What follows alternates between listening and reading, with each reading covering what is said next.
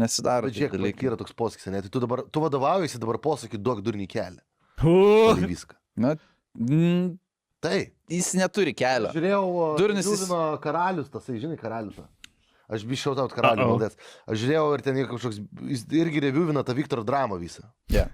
o, Įsijungiu ir jam kažkoks bičias random paskambino ir sako, ten ką man apie posakį duok durnį kelią. Aha. Nu ir jis ten irgi sako, nu negali duoti, ten irgi susijęs su va to vatikizmu, visus tais išgamais antisistemininkais. Jo. Negali duoti durnių kelią, nes tada durnis tave nustums nuo kelio ir užims nahui kelią visą, supranti?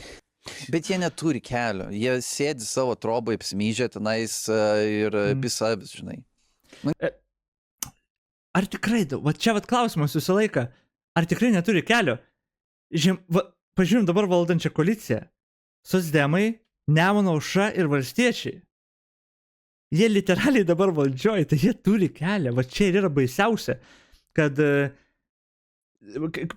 yra tokie dalykai, ne, va, kur mes pažiūrėsim dabar. Jie neturi daug kur, jie pas mus, nu, mes įsivaizduojam, kai yra mažuma. Kai yra maža grupuotė ir jų yra, mažai žmonių, procentaliai paėmus. Bet tada tu pažiūri, o realiai pažiūrėkim kaip yra. Paimam internetinę sferą. Facebook atsidarom. Bet kokią naujieną. Po Delfi, LRT, bet kokią naujieną. Vien tik vatiniai komentarai. Nes tai yra jų kelias. Tas kelias yra visiškai jų užimtas. Ten jeigu tu normalų kažkokį komentarą rasi, 5 supuls tą žmogų, ar botai, ar žmonės neaišku, bet tipo, ten yra jų tas kelias. Jie paėmė tą online komentarų, pavyzdžiui, planetą. Ten, jeigu tada žiūrėsi Seimą mūsų, valdančiuosius, tai yra jų kelias, tai yra dabar jie valdžioj sėdi. Tai aš nežinau, vat kartais atrodo, kad jie iš tikrųjų dabar labai daug paėmė to kelio. Ir iš vienos pusės tai jo, visą laiką buvo tų žmonių, kurie realiai nedavė jiems kelio ir jie kaip ir tokie uždūchinti buvo.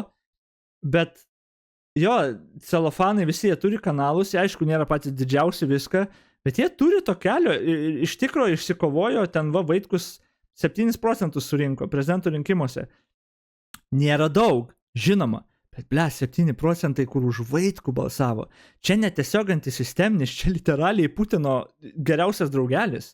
Ten Vaitkaus paskyrą įsijungti, ten visiškai kremlinė propaganda, kaip atskira šaka. Tipo, tai bent 7% balsavo už tą žmogų, kur, nu, išprotėjusių visiškai pakviestų rusų tankus, jis pats statytų tos rusų tankus. Tai tada, jeigu sudėdi dar prie Žemaitaičio rinkėjų viską, čia gan didelis procentas visuomenės, kurie ne tik, kad dabar turi kelią, bet dar turi kelią tiesiai į vyriausybę, nes jie valdantieji dabar yra valdančiųjų dalis. Tai čia, kaip ir pritariu, kad čia gal tas principas, kad reikia išsirinkti kovas. Jeigu tu žinai, nežinau, jeigu tu sėdi, žinai, stomatologo kėdėjai, kur aš gyvenime nesusidėjęs, bet tipo, sėdi ir ten pradeda, žinai, tau dantis taiso ir pradeda kažką ten pasako, kažin ar tu toj vietoj kovosi su juo ten, ar pradėsi ginčytis dėl Žemaitaičio. Nu, tu labai jau tokioj vietoje esi, gal geriau nesivelkis, jis paskui ten susinervins, užsitirginis, tau supis kažką, žinai. Tai čia irgi yra tos dalies, pavyzdžiui, su vairuotoju, ten irgi, kažina, reikia labai dažnai kokių takso, nes, jis kelią pames ir įvažiuos kur nors. Tai yra tokios vietos, žinai, kur gal reikia rinktis kovas. Bet iš esmės, taip žiūrint, jie dabar turi labai daug galios. Tai nežinau, čia jie tikrai yra tokie uždūchinti, bet kaip bebūtų, tipo,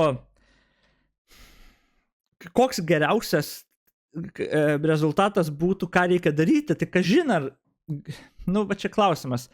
Iš vienos dalies, jeigu tu jokios komentarus nieko nesakysi, nu, jie ten ir siaus. Iš kitos pusės, jeigu tu vienas tą darysi, labai mažai efekto ir tau reikia labai stipriam būti, nes, nu, tave pradės pulti. Jeigu komentarą prašys, ten atsakinės, tave vadins, išgama ten visokia ir panašiai, sudėtingai ir emociškai žmonėm.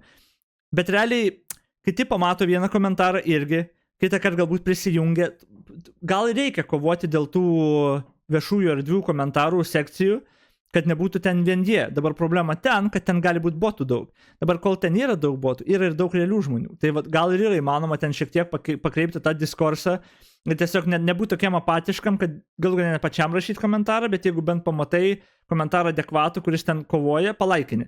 Tipo, kad kažkaip tą balansą bent sujaukti, nes dabar jie ten užėmė visiškai yra. Jo, aš tai naudoju realiai, kaip kada kartais ten išsilieti tiesiog ir man patinka pafleiminti jos, o kartais jo, tiesiog pakovoji vien tam balansui. Buvo senai, nes buvo senai tas, kaip ten, see something, say something, tas principas, kad neduok durnių kelią realiai. Kad jeigu pamatai kažką, tu parašyk, atsakyk, tipo įsiterpk, kad net jeigu tu parašai ir išjungi notificationus tam postui, bus komentaras, bus 5 šūdini ir bus vienas tavo geras, galbūt dar kas nors parašys ir biškai ta proporcija sumažės. Aišku, čia tokios kovos aš nežinau tiksliai, ar jas reikia kovoti, aš sakyčiau, kad gal reikia tokias, nes čia toks atrodo, nežinau kiek svarbu, nežinau iš tikrųjų kiek svarbus. Nes vis tiek svarbiausia, ką mes dabar galim daryti vis tiek, edukuoji save pradžioj, tada savo draugelius ir eit balsuoti. Čia nieko kito dabar nereikia. Reikia eit balsuoti už partijas, kurios Nemuno aušros neims ir laikys izoliuotus šitos visus urodus. Ir tada tegu pykstas tarpusai, toliau jie lieka susiskaldę, nesivienyje ir tada, jos pastovi va šitaip uždūchintus laikyti. Nes, jo, žodžiu, gal šitaip, bet